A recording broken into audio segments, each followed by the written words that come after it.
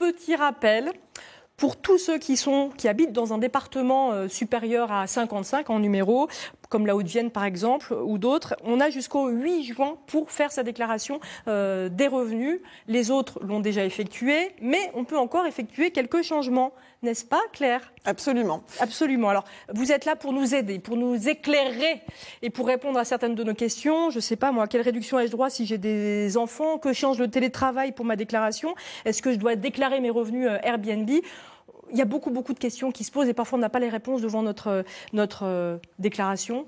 Vous êtes là et tous ceux qui œuvrent dans la gestion de patrimoine sont là pour éclairer. Même, je sais pas, vous, Alexandre, moi, on n'est pas forcé de payer des millions pour se faire aider, accompagner ? Non, du tout. Déjà, c'est un a priori enlevé dès le départ, c'est-à-dire que voilà, on parle des fois de montants, de grosses fiscalités pour être éligible à des dispositifs de défiscalisation ou autres, mais pas du tout. Pas du tout. Déjà, à partir du moment où on se pose la question, on peut essayer de chercher des solutions. Et alors l'idée, effectivement, ce n'est pas que vous nous disiez d'aller nous enfuir dans un paradis fiscal. Hein, c'est pas du tout ça. Il y a quand même des choses à savoir malgré tout pour qu'on puisse réduire un tout petit peu nos impôts. Alors quelques chiffres sont assez parlants. D'après une enquête que votre cabinet a effectuée, 60% des sondés estiment payer trop d'impôts. C'est vrai qu'on entend souvent « je paye beaucoup d'impôts ». 35% des sondés payent entre 2 000 et 5 000 euros par foyer. Et effectivement, la moitié des sondés, enfin 45%, près de la moitié des sondés, ne pensent pas à faire appel à un conseiller en gestion de patrimoine. C'est ça. Surtout que les lois de finances changent tous les ans, donc avec des points précis, des montants, des plafonds qui vont être modifiés. Donc l'objectif, c'est vraiment d'être accompagné. Peu importe les dispositifs qui sont en place, il y a des choses de la vie quotidienne qu'il ne faut pas oublier, notamment savoir si on est éligible aux frais réels ou à l'abattement des 10%. Parce que c'est vrai que l'année dernière a été une année atypique avec le télétravail, avec le Covid, avec le confinement. Et voilà, certaines personnes qui avaient l'habitude d'être aux frais réels sont passées aux 10% car plus avantageux.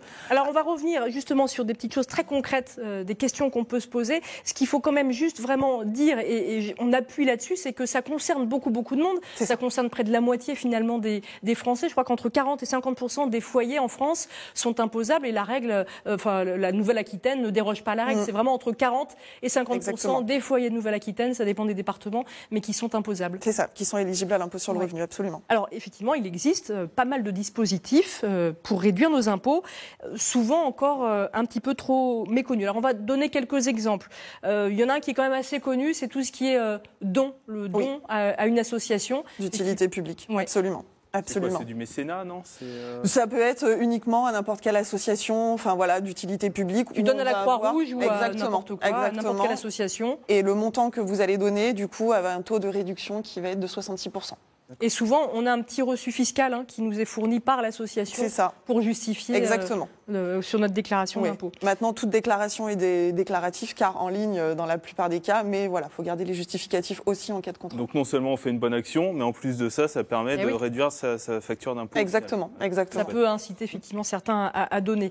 Autre grande question que beaucoup de foyers se posent, les enfants, quand on a des enfants, alors on a un enfant à charge, comment ça se passe ? C'est un des parents qui doit déclarer un enfant. Alors déjà, tout dépend si on est sur un foyer fiscal commun. Donc foyer fiscal commun, si mariage ou Pacs. À partir de ce moment-là, donc un enfant égale une demi-part. Donc on l'a sur le foyer fiscal commun.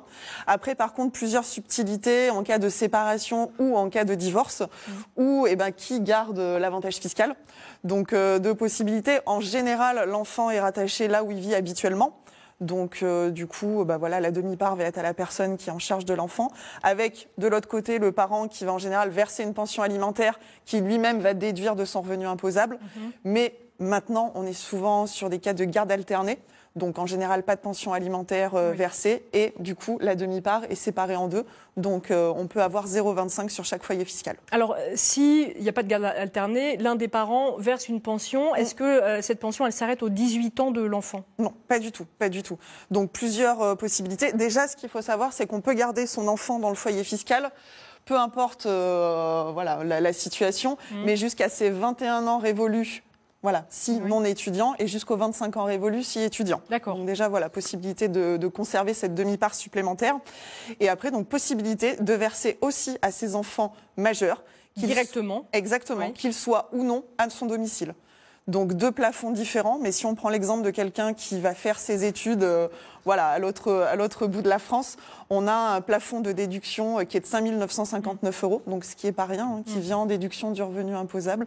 Donc voilà, on peut continuer de verser à ses enfants majeurs. On peut verser aussi à ses ascendants, à ses parents. Complètement. On a de plus en plus de cas de figure aussi où les contribuables oublient de déduire ce montant-là, qui est le même plafond, mais bien entendu, on peut aider ses ascendants juste à justifier qu'ils sont dans le besoin et auquel cas ce montant vient en déduction du revenu imposable. Si on a un parent, par exemple, dans un EHPAD ? Oui, ou à domicile. Avec des aides à domicile. Exactement. D'accord. Je reviens aux enfants.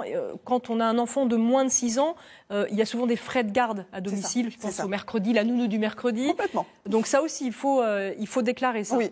Là, on est exactement sur du crédit d'impôt aussi. On est sur des choses qui reviennent très souvent. Tout ce que comme aide à domicile également. Tous les emplois à domicile. Oui, complètement. Femme ou homme de ménage, par exemple. Paysagiste, tout ce qui peut être en vue d'entretenir son logement. Une question aussi qui revient de plus en plus, les versements volontaires sur un plan d'épargne retraite. Oui, parce qu'au-delà d'être en vue de préparer sa retraite et d'être un produit de placement financier, on a également un avantage fiscal. Donc tous les versements effectués sur ce type de placement vont venir en déduction également du revenu imposable. Donc quelqu'un qui va verser, alors on est plafonné en général à 10% du revenu, mais voilà, quelqu'un qui va verser 3 000 € sur un plan épargne retraite, que ce soit de manière en une fois ou mensuellement, dans tous les cas, cette somme-là va venir en déduction, donc avec un impact plutôt de manière indirecte, mais un impact quand même sur l'impôt brut. Tout ce qui est aussi investissement locatif, ça concerne de nombreuses personnes. Oui. Ça aussi, il faut déclarer tout ça. Oui, c'est ça. Là, on est sur de la vraie solution immobilière qui permet de faire d'un investissement locatif, donc ou dans le neuf ou dans l'ancien, mais principalement dans le neuf où il y a des solutions vraiment qui sont étendues sur tout le territoire national. Ou si on prend l'exemple du dispositif Pinel par exemple, un taux de réduction qui peut aller jusqu'à 21%, qui permet d'être propriétaire d'un bien en locatif. Et comme on peut voir, c'est vrai que la pierre reste une valeur sûre dans notre économie. Exactement. Et du coup, devenir propriétaire d'un bien en locatif, avoir un taux de réduction, constituer un patrimoine immobilier qui, à terme, est pour préparer sa retraite ou pour transmettre à ses enfants. C'est vrai qu'avec tout ce que vous me dites là, ce que vous nous dites, parfois on a l'impression qu'il faut être sorti de Sciences Po pour bien déclarer ses impôts, ses revenus. Mais c'est pour ça que chacun son métier et l'objectif c'est d'être accompagné, vraiment d'avoir un suivi personnalisé. Chaque contribuable est différent, chaque situation est différente. Pas d'a priori sur le montant d'impôt ou autre, des solutions il y en a, qu'elles soient d'ordre financière ou immobilière.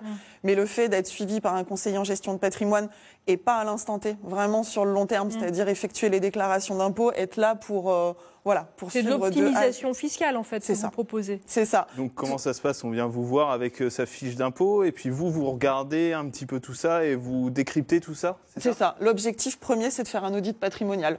C'est vraiment voir ce qui est déjà en place parce qu'on a des choses qu'on ne peut pas dépasser non plus. Il y a un plafonnement des niches fiscales qui, dans notre pays, est à 10 000 €. Donc, voir ce qui est déjà en place, voir comment optimiser tout ça et puis être vraiment en adéquation avec les besoins du client, sa capacité d'endettement. Et voir à terme ses projets. Et puis c'est vrai que des niches fiscales que vous évoquez, il y en a un certain nombre quand même en France. Ah oui, il y en a. Et puis ça évolue en fait aussi. C'est ça. Alors les existantes évoluent, que ce soit en termes de plafond, de montant, et puis les nouvelles arrivent, certaines disparaissent mais sont remplacées.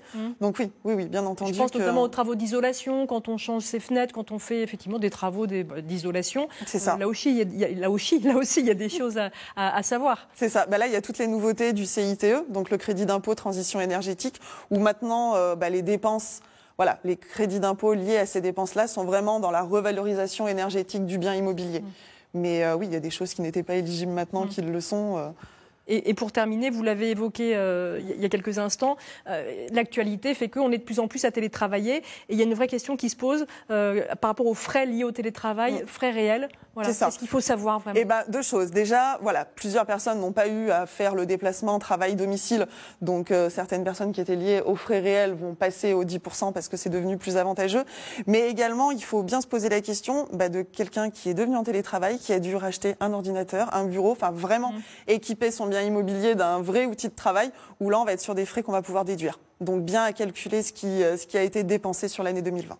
Eh ben, merci beaucoup pour toutes ces informations. Alors là, c'était très très condensé. Vous êtes peut-être perdu un peu comme moi sur certains points, mais effectivement, je vous engage, et peut-être moi je le ferai aussi, à vous retourner vers des professionnels qui peuvent vous accompagner. Merci beaucoup. N'hésitez pas à nous poser des questions. Vous nous envoyez un petit mail ecm.na@francetv.fr.